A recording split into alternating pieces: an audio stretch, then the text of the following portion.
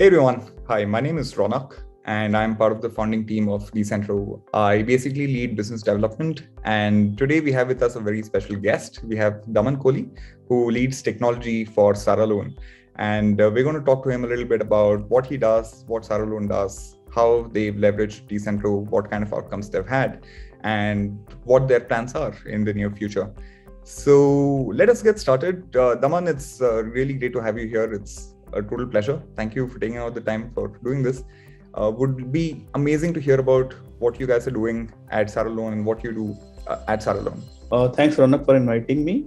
So if you go by the word Saral loan, it's actually Saral means easy, and loan is something everybody knows. So Saral, the whole philosophy at Saral is to make credit easy for supply chain financing.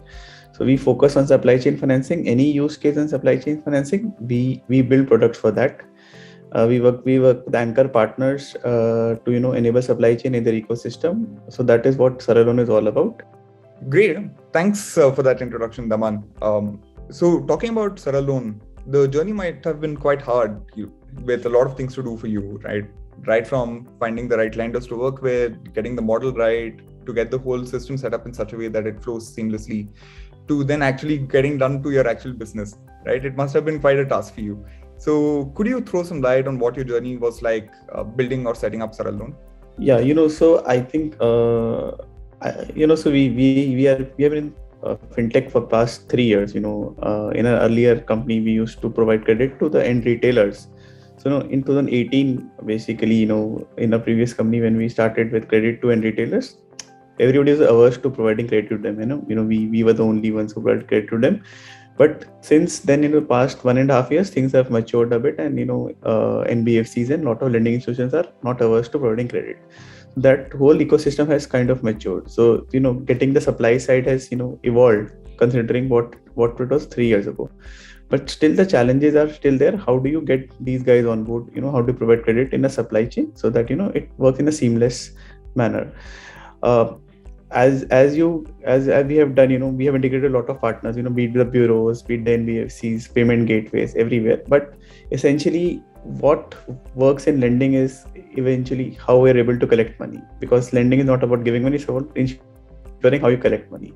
So where Decentro basically we found has helped us is to help in collections, basically. So collections primarily not a guy giving us money via gateway, but let's say, how do I sit on the cash flows so that I can build cash flow lending? So everybody talks about cash flow lending, but nobody is building a cash flow lending.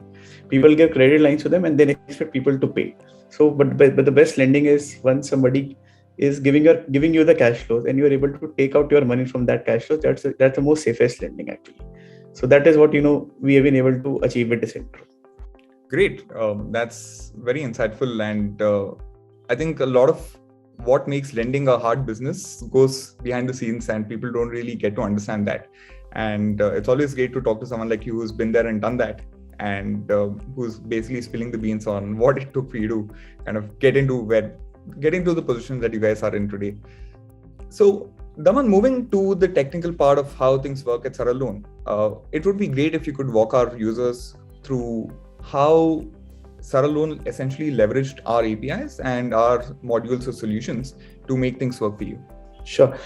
Before I get into the answer, it's important for me to explain your viewers how the whole business model of supply chain financing works. That if they get the gist of that will be easy for them to interpret what how Decentro has helped us and what we are doing. So essentially, in supply chain there are two parts. One is you provide credit to the ecosystem of the anchors. For example, for me, an anchor is a B2B platform, which transacts with, let's say, their customers and vendors. So one is I provide credit to their ecosystem, which is be their purchasers, that be their suppliers. Second is I provide credit to the anchor partner itself. So at Saraloan, basically we provide credit to both the at the anchor level and at the anchor partner level, be it the supplier and their customers. Fine.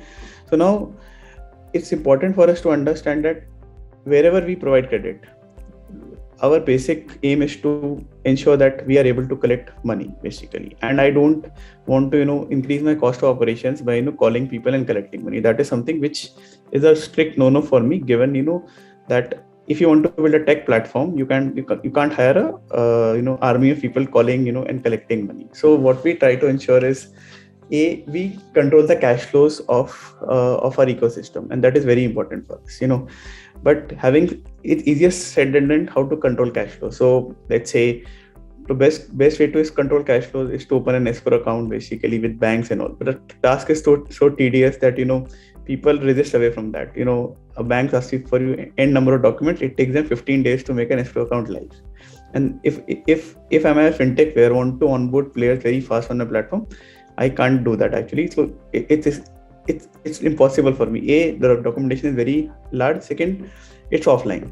You can't integrate with your system. So it's like running on Excel sheets, which I did not want to do.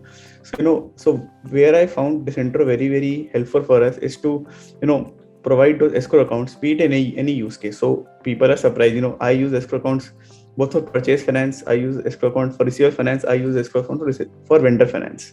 And that is something which we have evolved as a player over the past 3-4 months. We started with only escrow account for receiver finance, but we have started using it to purchase as well as vendor finance also.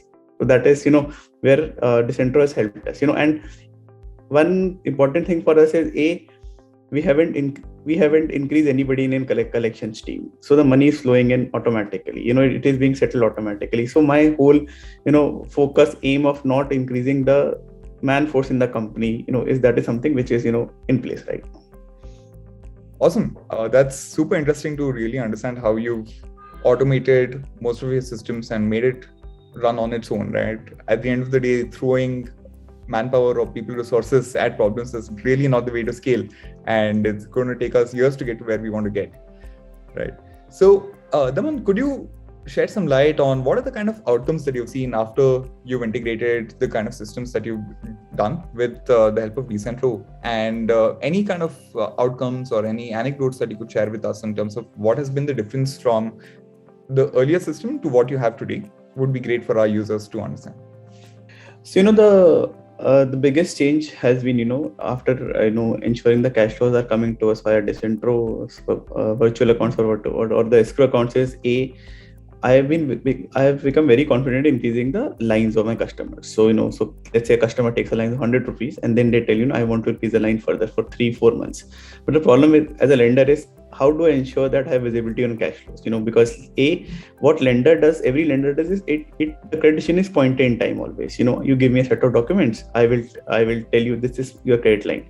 But after 3 months, how do I assess you again? So I again ask you for documents. That is a very tedious process. So what we are able to build is an algorithm, where we are able to judge. Let's say if you give a line of 100 rupees, if the cash flow is coming to us is 300, 400 rupees, fine. I'm able to enhance the line automatically in my system.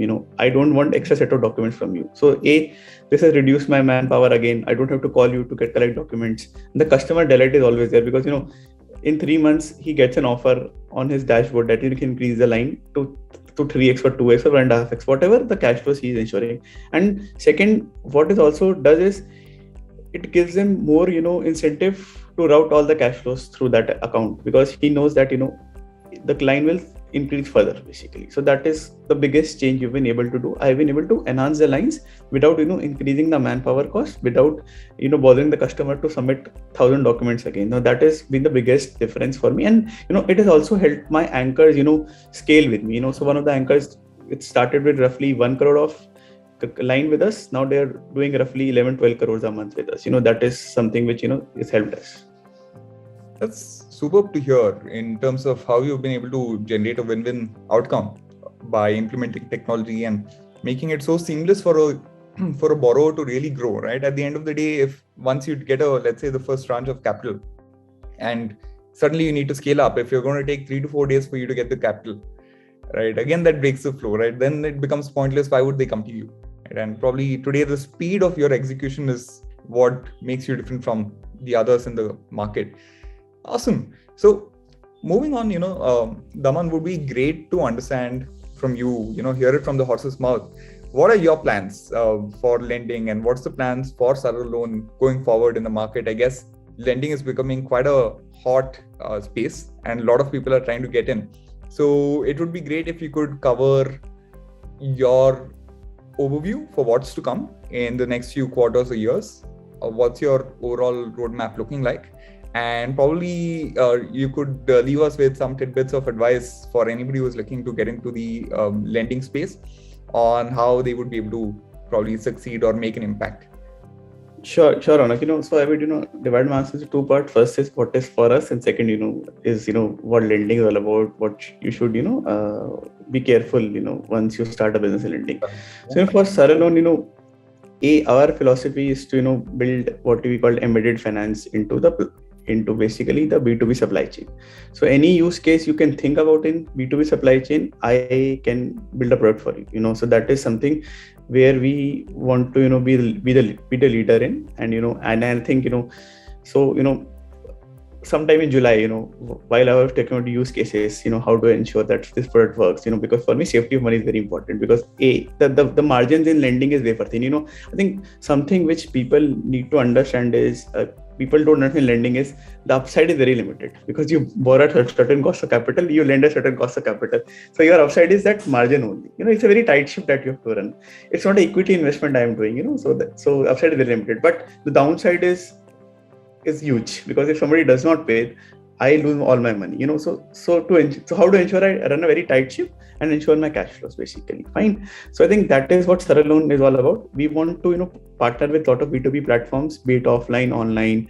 We partner with emerging companies, what I call challenger brands, basically, who want to increase their sales in the offline market also.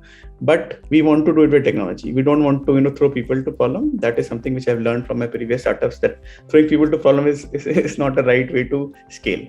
I would rather wait for 1 month and then scale, than basically do. So for me, the plan is to onboard as many anchor partners as possible.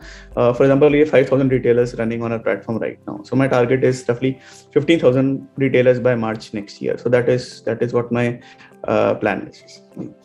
Yeah, and somebody getting into lending, my only advice is always think about the business model. It's not about only disbursing the money. You have to collect money, ensure that you have basically all the components in place. How do you ensure the cash flows come to you first? You can take money out of that.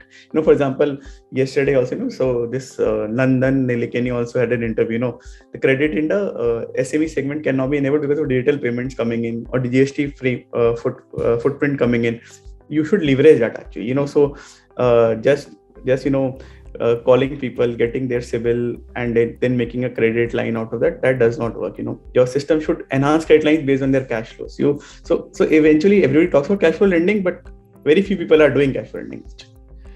Yeah, I mean, that's a super interesting point that you raised, right? I think in a country like India today, we are not yet in a place where bureaus are totally connected to everything we do, right? So you could be doing something really great 95% of the time, and the 5% of the time that you're not able to meet your deadlines is what impacts you the most for the next few years, right? And I think that's where companies like you are able to turn this problem upside down, turn it on its head, and really understand the business in its true sense in terms of what are the cash flows that make up the business, and then lend based on that, which is super cool in terms of the possibilities, right? If I can just think of all the kind of businesses that can get impacted by what you guys are doing, that's a very large market that you're catering to. And hopefully, I don't know, is there a way for you to quantify the kind of impact that you've had on some of your borrowers, Daman? Yeah, so so one of the borrowers we work with, so I think, so we work with one of the anchor partners in 40 plus cities in India right now. We have close to 1,500 of their retailers on our platform. So what the impact they had is basically, they told us, this is their data, is they've been able to increase the sales to the same retailers. Let's say if it's 100 rupees on cash with credit, it has increased by another 35 to 40% basically. And that has helped them, increase their throughput on the platform. This is very nice. These kind of examples is what makes, I think, what puts the humanity in the lending business, right? We often hear about tales of very unscrupulous collection methods used by certain lenders, and often case that's what the media paints. But these kind of case studies of how businesses have been able to grow by leveraging smart capital is it's always good to hear, especially from someone like you. So I think that brings us to the end of this conversation. Daman, really appreciate the time you spent with us this morning in walking our users and viewers through what you guys are doing, what your plans are, and how we've been able to play a small role in this journey. But again, it's a total pleasure having worked with you over the last few months. I think from Decentro's end, thank you so much for having chosen to place your trust and work with us, and for spending your time with us this morning, Daman. Really appreciate it. Thanks a lot, Ronak. It's been a pleasure working with Decentro, and we started. We were also not sure that how the product will pan out, but you guys have been, have provided immense support over the past, 2-3 months. As we have scaled our operations. Yeah, absolutely. We oftentimes get a chance to work with companies like you, and we don't want to kind of leave any stone unturned in making sure things work for you. And because my philosophy is, I'm a startup, you're a startup. Basically there will be mistakes from both the ends. But is that such that at the end of the day things need to work. And we have to be slightly forgiving also, because mistakes will happen from both ends. And it's very important that eventually the ecosystem thrives. Correct. Yeah, I mean, like I said, Daman, I think it's been a super time working with you so far, and I'm sure that'll continue for a long time. So really looking forward to that journey in the future. Sure, Anand. Thank you. Thanks a lot. Thank you. Thanks, everyone.